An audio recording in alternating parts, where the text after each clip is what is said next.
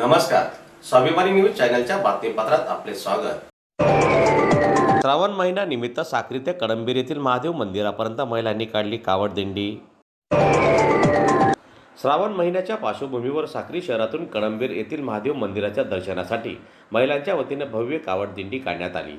हातात कावड घेऊन महिला भक्तिमय वातावरणात दिंडीत सहभागी झाल्या होत्या। हर हर महादेवच्या जयघोषाने परिसर दुमदुमून गेला। पारंपरिक वेशभूषेत सहभागी झालेल्या महिलांनी भक्तिभावाने महादेवाचे नामस्मरण केले। कळंबीर येथील महादेव मंदिरात पोहोचल्यानंतर कावडीतील पवित्र जलाने भगवान महादेवाचा अभिषेक करण्यात आला। श्रावण महिन्यानिमित्त आयोजित या कावड दिंडीला भाविकांचा उत्स्फूर्त असा प्रतिसाद मिळाला। पवित्र श्रावण महिन्यामध्ये आज आपल्या साक्री येथील भक्तांनी कावड काढली आणि त्या कावडमध्ये 5 जणांचा समावेश होता। 5ही महिला मातांनी आणि आज एक नाथ भक्तांनी साक्रीमधून ते इथपर्यंत पायी कावड्या घेऊन आले।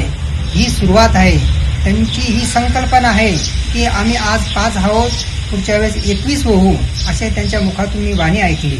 म्हणजे त्यांनी एक धर्माचं कार्य केलेलं आहे।